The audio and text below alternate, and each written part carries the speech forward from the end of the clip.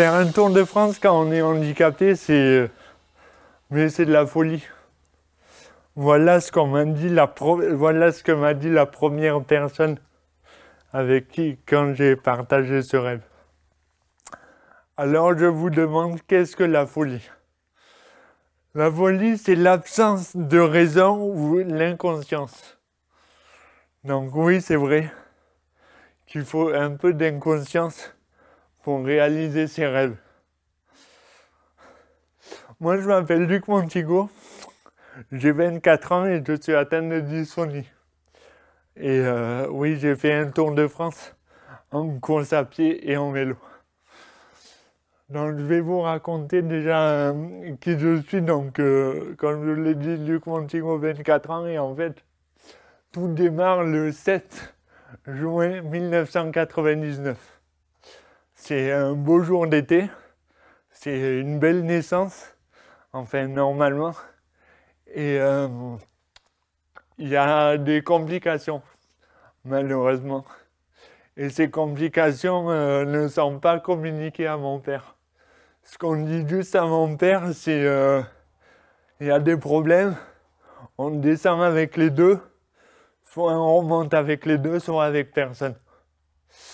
Donc je vous avoue que commencer la vie comme ça, c'est pas très rassurant, et c'est pas comme ça qu'on rassure un père lors d'une naissance. Et donc à ma naissance, j'étais branché de partout. Bon, je m'en souviens plus pour des raisons évidentes, mais j'étais un peu branché de partout. Et on m'a raconté que ma grand-mère a dit à ma mère, il va aller loin. Alors que j'avais des tuyaux de partout, branchés de partout, et il va aller loin ce gamin. Je ne sais pas si elle a une boule de cristal, mais en tout cas, si elle peut me donner les numéros du loto, je suis preneur. Et voilà. Et donc quand la vie commence comme ça, il y a deux solutions, enfin deux voies envisageables, de subir ou de combattre. Et je vous avoue que subir, ne serait-ce qu'un petit moment dans sa vie, c'est compliqué. Alors on ne sait pas du tout la voie que je voulais prendre. Et à ce moment-là, on ne savait pas encore ce qu'on avait, ce que j'avais. Donc j'avais un retard moteur, je ne marchais pas trop, etc. Et c'est une tata à la crèche qui a pris son courage à deux mains et qui est allée voir ma mère et qui lui a dit écoutez, je ne suis pas censé vous le dire. La directrice m'a interdit de vous le dire, mais je crois que votre fils est atteint de dysphonie. Et là, la réaction de ma mère, c'était pas de dénigrer cette information, pas de la repousser, au contraire, c'était de la prendre avec bienveillance et dire ok, ben on va aller voir les médecins et on va voir ce qu'il y a. Et il s'avère que c'était la dysphonie. Et le handicap, en fait, depuis que j'ai ce handicap depuis le début de ma vie, ben en fait, je me suis vite rendu compte que la différence fait peur. La différence fait peur parce que à la maternelle, à la primaire, ben, les enfants n'ont pas de filtre. Donc ils vous disent mais qu'est-ce que tu as? Et ben, rien au début. Et un jour, à force de me crier tout, un jour, on m'a dit mais tu es handicapé. C'est violent quand même, espèce d'handicapé. Et je rentre bouleversé. Et je dis à ma mère, voilà, on m'a traité d'handicapé. Et ma mère, avec une force et un courage, elle m'a regardé, elle m'a dit, mais oui, et alors? Mais tu es handicapé alors? Donc j'arrive le lendemain à l'école, tu es handicapé. Et, euh, et voilà, et donc en fait, les moqueries, j'ai de suite pris ça avec humour. Et l'humour, c'est un des deux axes qui m'a sauvé la vie. Donc, prendre l'humour et prendre tout ça à l'autodérision. Donc quand il y avait des gamins qui me disaient un truc, je disais oui et le fait juste de dire oui et ben, l'autre il n'arrive pas à répondre et j'ai gagné. Et, euh, et donc l'autodérision, casser le tabou, c'est ça. Et l'autre axe qui m'a assommé, c'est le sport. Je pense que c'est un des grands axes pour lequel je suis un peu connu, le sport. Et j'ai commencé le judo à l'âge de mes 3 ans. À 3 ans, je commence le judo et je ne sais pas marcher. Et je tombe sur un prof de judo qui a la même vision que mes parents, la même ligne de dire ben, je le prends et on va se battre. Il m'a appris, je ne savais pas marcher, donc je faisais que du sol. Et quand j'ai su marcher, mais on s'est entraîné debout, etc. Et je me souviens, on faisait des roulades avant et arrière pour l'échauffement. Et de là, j'étais plus long que les autres. Donc je suis à peine au milieu que tout le monde a terminé. Donc il y a 30 gamins devant toi qui sont comme ça. Qui disent mais il se bouge ou qu'est-ce qu'il fait? Et toi, la roulade. Et tu regardes le prof, je regarde le prof avec mes yeux qui me disaient s'il te plaît, je peux me lever, je vais, c'est pas grave, on laisse tomber. Et mon prof qui dit non, tu continues, on t'attend. Donc bon, il y a eu beaucoup de retard de fin du cours à cause de moi, mais j'en suis un peu fier. Et, euh, et quand il y a 30 gamins qui te regardent, quand tu es au milieu et tout ça, tu dis pétard, c'est compliqué le regard des gamins. Et puis j'ai appris que le judo, il y a une grande alerte, c'est tomber, se relever. Et chaque fois je tombais, chaque fois je me relevais. Je tombais, je me relevais tout le temps. Et vient un jour où je fais des compétitions. J'ai l'âge d'aller en compétition, donc trop bien et tout, je vais en compétition. Normal, pas en e-sport, parce que c'est compliqué d'aller en handisport. Et c'est une catastrophe. Je vais à la première compète, je me fais ruiner. La deuxième, ruinée. La troisième, ruinée. La quatrième, ruinée. C'est soit j'avais pas de médaille, soit j'avais des médailles de participation. Je savais même pas que ça existait. Et, et donc j'ai dit, je rentrais dans une vision noire de la chose et je dis, je vais arrêter. J'arrête pas les compètes, j'arrête vraiment tout, le judo, j'arrête tout, j'en peux plus. Donc au moment où je vais arrêter, on fait une petite réunion entre guillemets avec mes parents et mon prof de judo. Et il me dit, moi je te propose qu'on arrête les compètes, que tu diminues les entraînements si tu veux.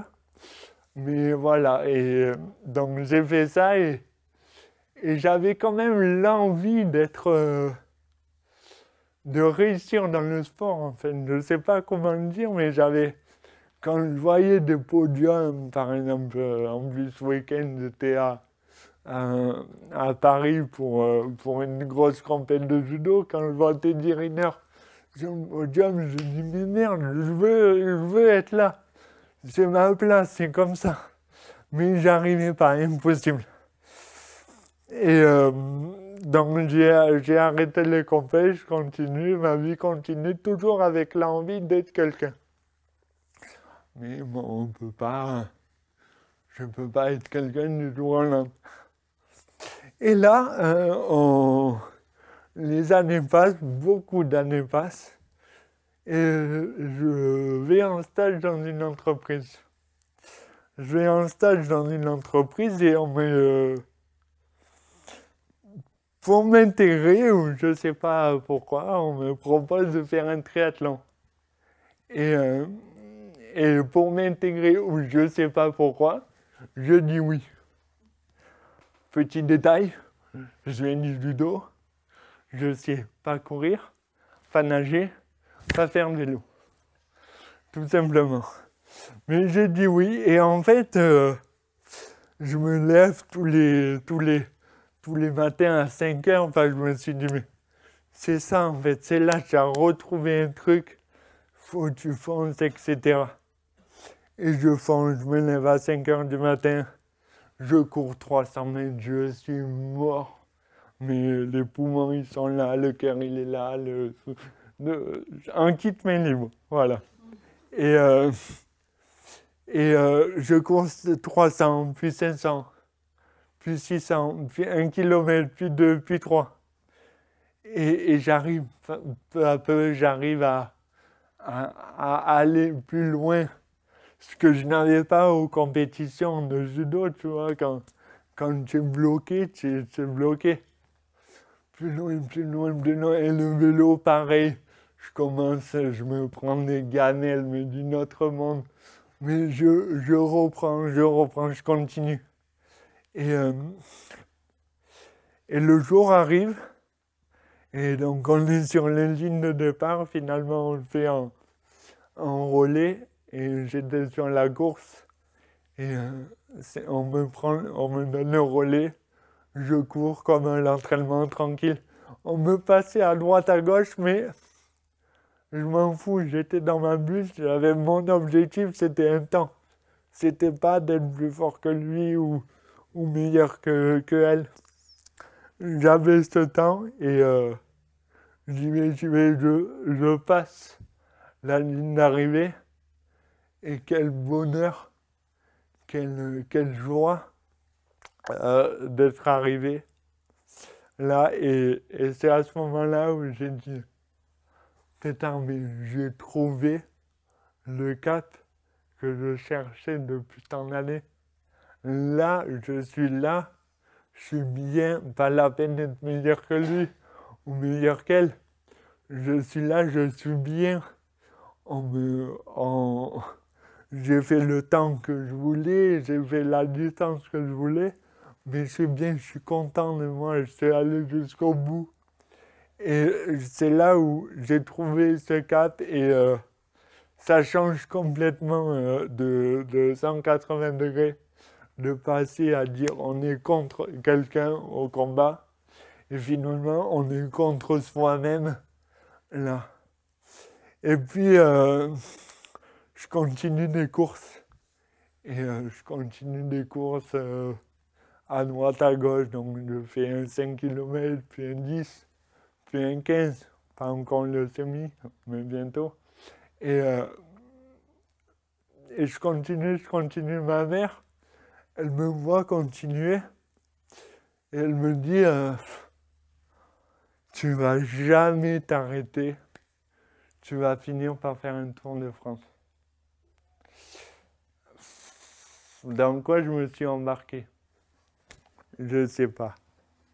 Et c'est comme ça en fait, c'est comme pour le triathlon, c'est comme ça que le tour a commencé, sauf que je fais de la course depuis 1 an, je fais du vélo depuis 1 an, je connais pas ces sports. Et faire un Tour de France, c'est quoi en fait? Enfin, j'ai pas d'aventurier dans la famille pour me dire bon allez je te prends, on fait ça, patin couvert. Je pars de zéro complet. Et je sais pas, je me dis mais c'est le truc, ça m'anime plus qu'une simple blague. Enfin, c'est vraiment ancré en moi.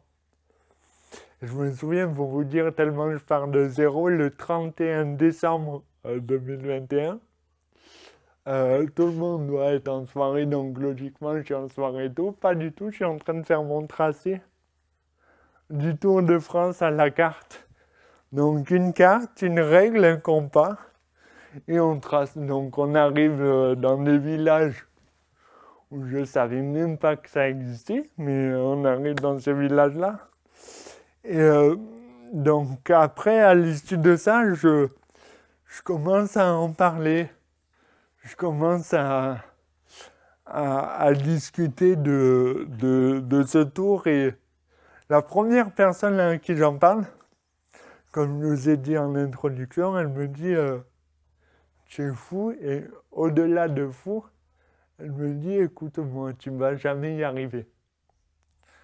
Et là, je retombe comme au judo quand j'avais les 30 gamins devant moi et que j'attendais qu'ils attendaient que je finisse. Donc j'étais plus plat que terre.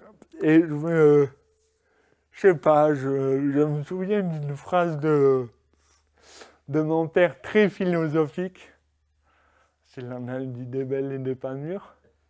Et qui, excusez-moi du terme, mais il faut la dire vraiment dans son ensemble, qui dit un jour ou l'autre, donc il nous a pris avec mon frère, il dit un jour ou l'autre, vous devez vous sortir les doigts du cul, hein, les gars. Donc voilà, et donc c'est très poétique, mais il a raison. Et là, je pense à cette phrase, je dis, mais c'est pas une personne qui va m'empêcher d'y aller, quoi. Donc j'y vais, je continue. Je vais voir mon prof de judo, j'en parle, et il me dit, ok, je t'accompagne. Ok, je t'aide. Donc il m'aide. Au début, je voyais les choses en grand. Il m'a dit, réduis un peu. Reste tranquille. Et il n'avait pas tort. Et j'en parle à une amie, du coup, qui a fait aussi le triathlon. C'est elle qui m'a embrigadé dans le triathlon. Et je lui explique. Et je lui dis, voilà, j'ai ce rêve, c'est de faire le Tour de France et tout ça. Et la première chose qu'elle m'a dit, c'est je t'accompagne. Et elle m'a accompagné jusqu'au bout. Elle n'a pas suivi en course à pied et en vélo, mais bon, on va pas... Et donc, grâce à cet ami, on a mis en place plein de choses de tout ça, mais faut pas oublier qu'à ce moment-là, j'avais quand même une vie d'étudiant à l'IAE. Et donc, j'arrive et j'en parle à l'IAE. J'en parle, on me regarde un peu comme un fou. En même temps, je dis, écoutez, je suis handicapé, je veux faire un Tour de France. Donc, comment vous dire que le pari, je l'aurais pas mis moi-même. Et la directrice de master me dit, ben, je t'accompagne aussi, tu vois, je te mets en parcours entrepreneuriat et on y va, on commence, on le fait. Et grâce à ça, ça m'a permis de l'accompagnement de l'IAE m'a permis de prendre un truc de fou, quoi. Enfin, je veux dire, 6 mois consacrés à ça, c'est pas rien. Et donc, parce qu'on voit l'aspect sportif, mais on voit pas forcément ce qu'il y a derrière. Ce qu'il y a derrière, c'est se lever à 5 heures, pas forcément pour aller courir, mais pour travailler sa présentation, revoir son budget, la recherche de partenaires. Qu'est-ce qu'on fait, par où on passe, par quel endroit, toute la logistique qu'il y a derrière. Et ça, c'était une montagne à gravir. En plus, en parlant de montagne, l'entrepreneuriat, c'est vraiment des montagnes russes. Parce que je me souviens à la sortie d'un cours, je reçois un appel pour me dire, ben à midi, on t'invite, il y a des partenaires et tout ça, trop bien, donc trop content, la presse au carré et tout ça.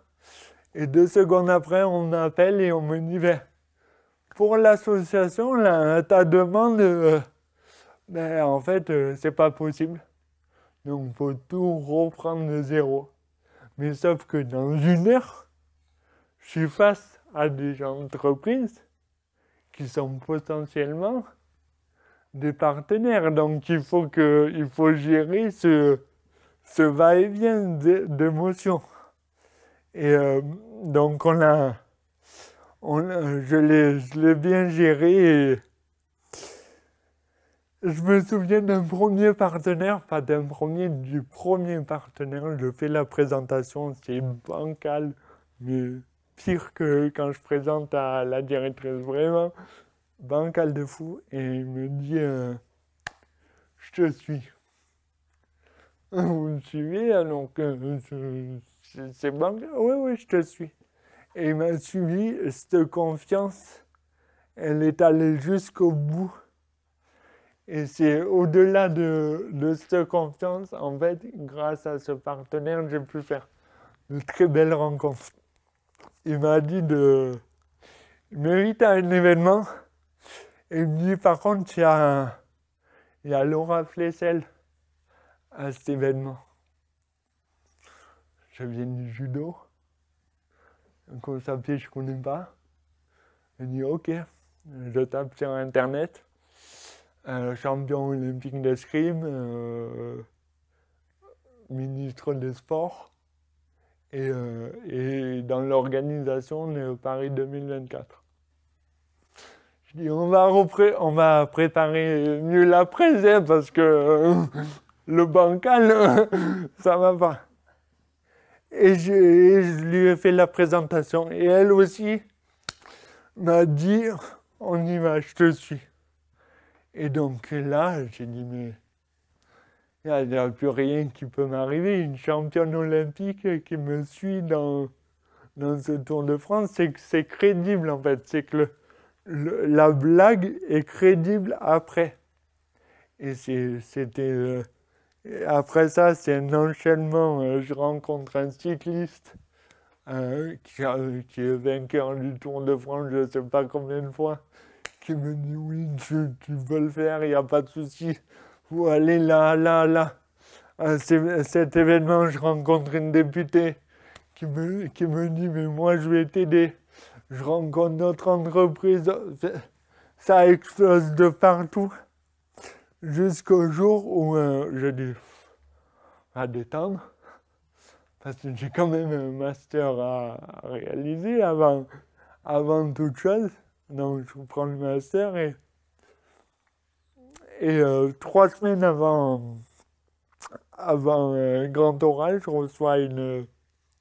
reçois un coup de fil qui me dit Luc, voilà, pour l'association pour laquelle je le fais, faut que tu montes à Paris, les billets sont pris et tout ça, ok, il n'y a pas de souci. Je monte à Paris, sauf que c'est le week-end ou le lundi, j'ai le très grand oral de mon mémoire. Donc, comment vous dire que j'avais autre chose à faire que de monter à Paris. Je me souviens dans le train, j'étais au niveau du budget. Alors, pas le budget du tour, le budget du mémoire. Ah, on fait ça, oui, mais non, cette partie-là, c'est du tour. Je me mélangeais les deux à chaque. Et j'arrive et je fais la présentation du tour comme je fais, mais encore une fois, mon esprit, il divague, il est à l'IAE. Et là, il y a 2 personnes qui arrivent et qui me dit bonjour, est-ce que vous avez une boîte de production qui vous suit? J'ai dit non, c'est un Tour de France, c'est pas un documentaire. Et là, ils me disent mais écoute, on est une boîte de production, on veut te suivre. Donc, je vais à un événement qui n'est pas des partenaires et je reviens avec un partenaire. C'est quand même fou ça. Et le lendemain, je fais mon oral. Et en faisant mon oral, mon téléphone, il n'arrête pas de sonner, il sonne. Enfin, il vibre. Et je réponds pas, je peux pas et tout. Je sors, c'était eux, ils m'ont dit, ouais, on a travaillé toute la nuit, alors on va faire ça. Et de là, j'ai dit, mais ils sont chauds en fait, on va en faire un film, c'est pas possible. Donc, un film documentaire va sortir après, ils m'ont suivi tout le long du tour. Et en fait, si je vous dis ça, c'est parce que c'est pas forcément de la chance. Il y a beaucoup de travail. Mais il y a aussi créer l'opportunité. Si j'avais pas été à Paris, cet événement qui m'apporte rien, il n'y aurait pas eu un film derrière. Et si j'avais pas si on m'avait pas invité à cette soirée où il y avait Laura Flessel, j'aurais peut-être pas eu derrière un partenaire. C'est toutes ces opportunités à prendre à récupérer. Et il y a eu aussi beaucoup de travail. Beaucoup de travail. Il y a une salle à l'IAE, là j'ai dit, je la connais par cœur, en long, en large, en travers. Je faisais 7h, 20h. J'arrivais, le gardien il m'ouvrait, je repartais, c'est lui qui me virait. Donc, tellement que j'avais des amis de la classe qui m'ont dit, on vient avec toi pour voir si t'as pas un lit. Parce que dès que tu viens, dès qu'on arrive, t'es là, dès que tu repars, t'es là. Enfin, il y a un problème. Et c'est beaucoup ce travail-là. Et je vais vous dire qu'il faut toujours tenter quand on a quelque chose en tête. Il faut toujours tenter. Parce que si on ne tente pas, c'est sûr qu'on n'a rien. Mais si on tente, on a peut-être quelque chose. Et voilà. Et donc tout ça me mène après le 3 septembre à cette grande journée de départ du Tour de France. Donc mentalement, j'étais pas là en fait. Enfin, je comprenais pas ce qui se passait. Non pas parce que la veille j'étais en soirée, mais ça faut pas le dire. Mais non, je suis rentré bonne heure et il était 3 heures, hein, c'est pas... Et non pas parce qu'il y a eu ça, mais plutôt parce que je ne réalisais pas encore ce que j'avais fait et tout l'événement qu'il y a eu derrière. Et pour moi, c'était pas réel.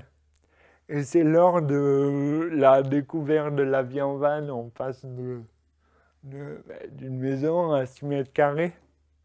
Donc c'est compliqué. Donc voilà, on part et quand on s'arrête, c'est un autre endroit. Mais quand on repart après le lendemain, au soir, c'est un autre endroit. C'est au bout d'une semaine que j'ai compris. Ah mais je suis parti. Enfin, c'est bon, ça y est. Et là où j'ai compris, c'est à ma première rencontre, qui était folle. Première rencontre, c'est un fermier vers Grenoble. Je cours. Et je cours, donc pour 10 km, j'en fais 6 tout seul. Voilà, il n'y avait rien autour de moi et au milieu, une ferme. Et le gars, il dit, ah bonjour, vous êtes perdu? Je regarde mon GPS, je dis, non, vous venez d'où? J'ai dit Marseille. Il m'a dit, ah, Grenoble, Marseille, bon, c'est pas à côté, quoi. Et donc, c'est là où j'ai compris, je me suis dit, ah oui, je suis vraiment parti de fou. Et j'ai fait une très belle rencontre. Ensuite, j'ai rencontré quelqu'un qui m'a bouleversé. C'était un petit en fauteuil roulant qui qui a eu l'information que je passais pas dans sa ville et qui a dit papa, on l'accompagne. Ça me fait un petit nez en fauteuil roulant. Moi, j'ai l'écho comme quoi il y a un petit en fauteuil qui va m'accompagner. Comment on fait et tout.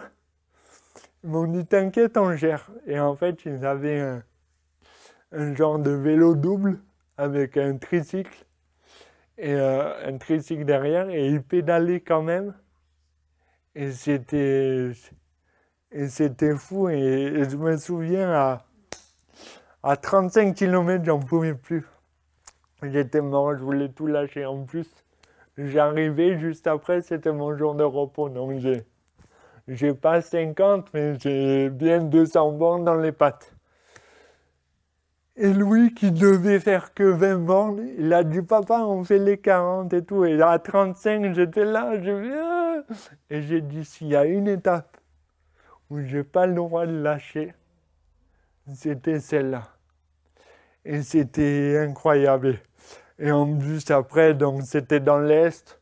On s'est recroisé en Bretagne. Il m'a invité chez lui à manger des galets saucisses. Pas très bon pour le sport, mais bon, voilà. Ma deuxième rencontre qui m'a marqué, c'est un dojo qui m'a accueilli.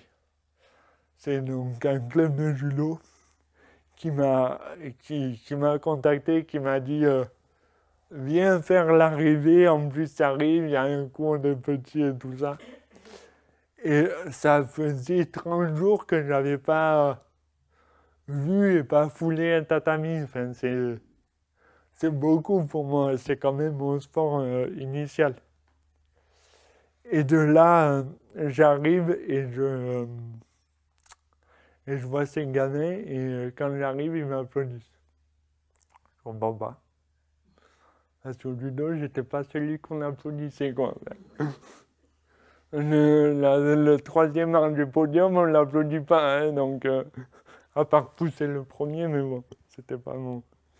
Et j'arrive et j'interviens et ils ont plein de questions bienveillantes. La première question, c'est sur le handicap.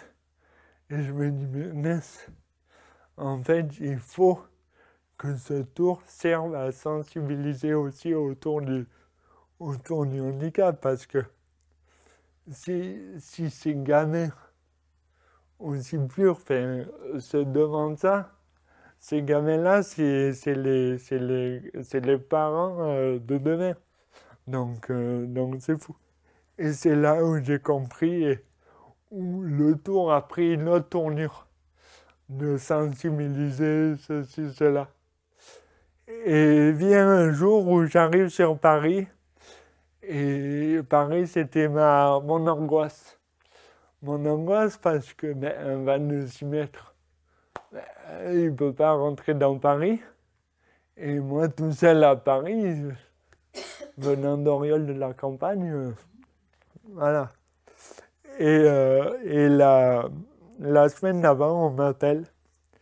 Et c'est un club de vélo qui me dit on est sur Paris et on veut t'accompagner. Et dans ce club de vélo, il y avait une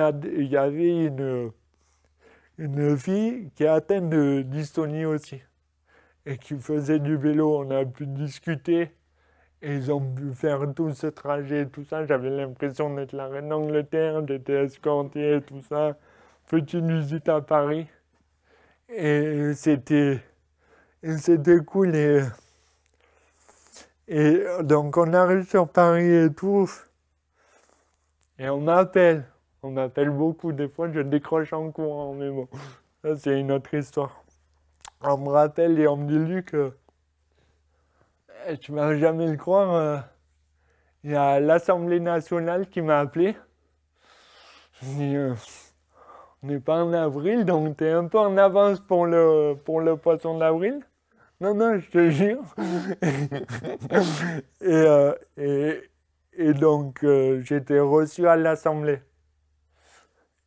Et je me souviens de me dire, mais mince, j'ai que des survêtements. Comment je... Alors oui, j'ai un jean mais je l'ai plus mis depuis le début. Donc, est-ce que finalement il m'allait, heureusement, et j'étais reçu à l'Assemblée. C'était fou et encore une fois, ça m'a permis de sensibiliser à la cause du handicap, etc. et de la dystonie. Et puis après toutes ces rencontres, c'est aussi des rencontres sur les réseaux sociaux parce que je partageais pour que mes proches suivent un peu. Et d'un coup, je tape un panneau, je m'en souviendrai toute ma vie. Je tape un panneau et je tape aussi du 150 000 vues. J'ai dit, c'est facile, là, on de faire des vues, on tape un panneau et ça en 2 jours. Puis 1 million en 7 jours. Et puis l'engouement prend sur les réseaux. On me dit bravo, continue, partage, continue, ceci, cela. Et c'était dingue qu'à travers un écran, ben, il y a plein d'encouragement. Et ça s'est transformé quand j'arrive sur Paris. J'ai 2 abonnés qui viennent, donc tous mes proches pensent que c'est des amis. Et quand j'arrive, bonjour, on est des abonnés, tout le monde dit, mais on n'avait pas trop compris, quoi. Et donc, c'est fou, les réseaux sociaux, grâce à ça, j'ai fait d'autres rencontres après, vers Narbonne, des petits qui me disent, bon, mais on va te suivre, et tout ça, et c'est incroyable. C'est incroyable, mais il ne faut pas oublier quelque chose. Je dis que tout est beau, tout est magnifique et tout ça, mais il y a eu des moments de doute. Il y en a eu, et pas qu'un peu. Le premier, c'est, je m'en souviendrai longtemps. Le premier, c'est, je me dis, on fait un tour de France, mais donc l'étape de Paris, c'est sûr, on l'a fait. Par contre, faut un peu de montagne, sinon c'est pas drôle. Et donc, je fais les Alpes. Les Alpes, c'est 3 jours après le départ. Et j'arrive vers les Alpes et là, ma cheville me dit je suis pas sûr de continuer le tour. Elle me dit coucou, je suis là, on va peut-être se reposer. Et en fait, j'avais un début de tendinite à la cheville, mais je ne savais pas encore, j'avais cette douleur. Et j'ai dit pétard, c'est le troisième jour. C'est pas maintenant, quoi. C'est pas après 2 ans, pas après tout ce qu'on a fait. Enfin, faut y aller. Donc je serre les dents et je monte. Pour vous donner un ordre d'idée, donc sur 10 km, j'avais 850 mètres de dénivelé. Fallait plus prendre le harnais pour faire de l'escalade qu'autre chose. Enfin. Donc là, je commence. Et je commence à courir. Je serre les dents. Et là, j'ai tellement mal que je marche. Je marche, mais rapidement. Et je dis non, faut pas que je craque. Et en plus, j'avais ce camion devant moi qui avait du coup une caméra qui te filme. Et toi, tu te dis bon, au bout d'un moment, faut les oublier. Je les ai complètement oubliés. Et mon visage s'est transformé. J'ai dit, faut pas du tout que je lâche. Et après 2h30, j'arrive pour vous dire à peu près, normalement les étapes, je les fais en 1h, 1h15. Après 2h30, j'arrive en haut. J'ai cette douleur qui continue, mais elle passe après. Et à la fin de cette étape, je me retourne, et je vois le vide. Je dis non, j'ai pas fait ça. Et si, je l'ai fait, tu vois. Et c'est possible. La deuxième, il y a eu beaucoup de moments de doute. Je vous en partage quelques-uns. C'est l'arrivée dans les Vosges. Il pleuvait, il a plu. Tout trempé. pas envie. Enfin, et là, on te dit, bon, mais voilà, c'est la pause midi. Après, tu reprends ton vélo, mais il pleut, il pleut, il pleut, mais tu peux pas. Au plus t'attends, au plus il y a, au plus il y a, tu prends du retard, donc c'est pas possible. Et je pédale sous la pluie, sous la pluie, sous la pluie. Je me souviens, je tombe, je me relève. Sous la pluie, pas du tout envie, en plus une grosse pluie. Et là, pareil, je me retourne, je me dis, pétard, t'avais une étape quand même sous la pluie. Alors que depuis le début, t'as que du soleil, quoi. Et puis, j'ai eu un gros coup de mou, le 1000e kilomètre. Là, par contre, c'est pas sportif, mais c'est plutôt intérieur, parce que je me suis dit, mais j'ai fait tout ça, j'ai fait plein de rencontres, j'ai fait plein de... Voilà, je me suis régalé pendant un mois, qu'est-ce que je vais voir le plus que ça? Je peux pas en voir plus. Et ce gros moment de doute aux 1000 km, c'est compliqué. J'appelle mes proches et je dis, mais c'est bon, en plus 1000 km, c'était avant de poster la vidéo, donc je me dis, ah, les réseaux ça marche pas, c'est nul, enfin, c'est bidon, ce que je fais, j'en peux plus, j'en ai marre. Et mes proches ils me disent, vas-y, continue, tu vas y arriver. 2 jours après, j'ai tapé ce panneau qui avait explosé et c'est incroyable. Et j'ai vécu aussi de la gestion de crise, entre guillemets, parce que j'ai eu la tempête en Bretagne. Pour pédaler devant du vent, il en faut, c'est compliqué, mais pareil, je dis, je peux pas lâcher là. En plus, je suis sur la redescente. Donc, quand on redescend, on dit, écoute, c'est pas là qu'on va prendre l'avion, c'est avant, hein, là, c'est bon, c'est terminé. Mais voilà, et avec ces gestions de crise, il y a eu aussi mon accompagnatrice qui a eu le Covid. Fallait gérer ça. Fallait gérer la salle qu'on vous dit, oui, on a cette salle depuis le début, et à une semaine, on n'a plus de salle. Mais il faut bien se remettre en perspective de se dire, à ce moment-là, je suis en train de courir, je suis fatigué, on est sur le 2e mois, j'en peux plus, et vient ces problèmes-là à gérer en plus que la course à pied et le vélo.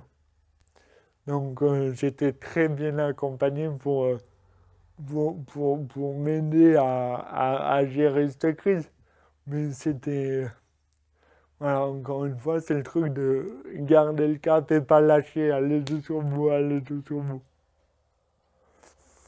Et ce tour, c'est donc au-delà des moments de doute, des rencontres et tout ça. C'est un chemin personnel. C'est un chemin personnel parce que déjà je connaissais pas la France, de 1. De 2, c'est un chemin personnel parce que la mentalité et la vision de la vie changent. Parce qu'encore une fois, on se retrouve dans 6 mètres carrés. Donc dans 6 mètres carrés, il faut se dire l'organisation, c'est pas la même que dans un 20 ou un 30 mètres carrés. Et voilà, se lever à un autre endroit que la veille, découvrir des paysages magnifiques, c'était un vrai chemin personnel. Et j'ai écrit durant tout le voyage. J'ai écrit et à l'issue de ce voyage, je me dis, comment je peux transformer cette écriture pour la faire passer aux gens, pour dire, pour la partager et pour dire ce que j'ai vécu aux gens. Et quand je me suis posé à la fin du tour, je regardais une vidéo sur une poésie. Et je regardais une vidéo sur une poésie et je me dis mais c'est ça que je veux faire. Et permettez-moi pour cette fin de conférence de vous partager ces quelques mots que j'ai écrit tout le long. Alors pour des raisons de mémoire, j'ai un script, sinon on va pas être bien. Mais voilà. On boit un peu. C'est de l'eau, hein, c'est pas...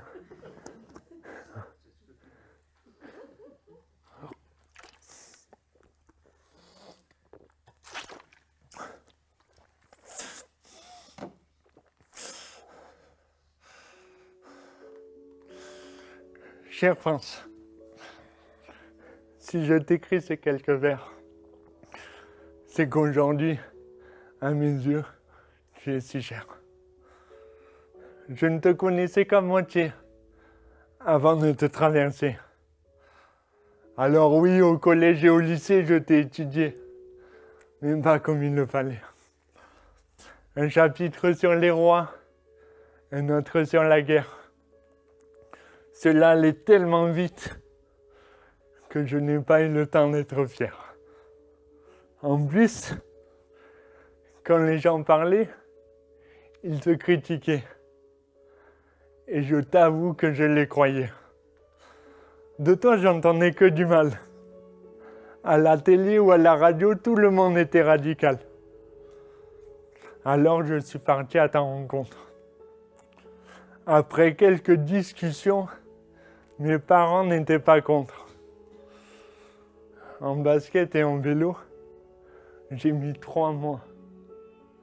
Non pas pour faire un palais, mais plutôt pour te connaître et pouvoir t'apprécier.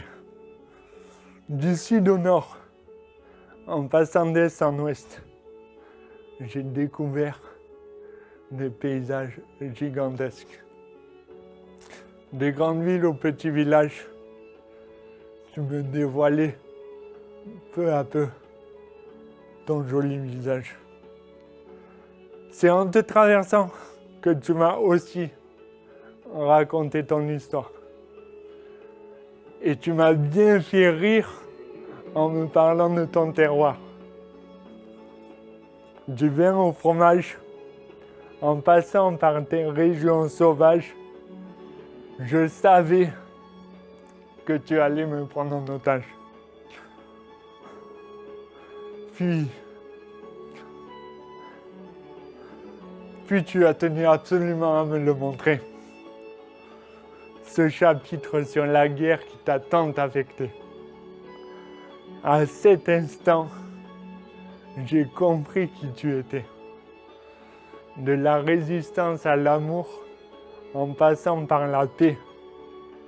Revis-moi, ça serait terrible pour toi. Mais je te le promets, que ça ne se reproduira pas. Pourquoi ne t'ai-je pas connu plus tôt? C'est cette question qui me taraude beaucoup trop. Tu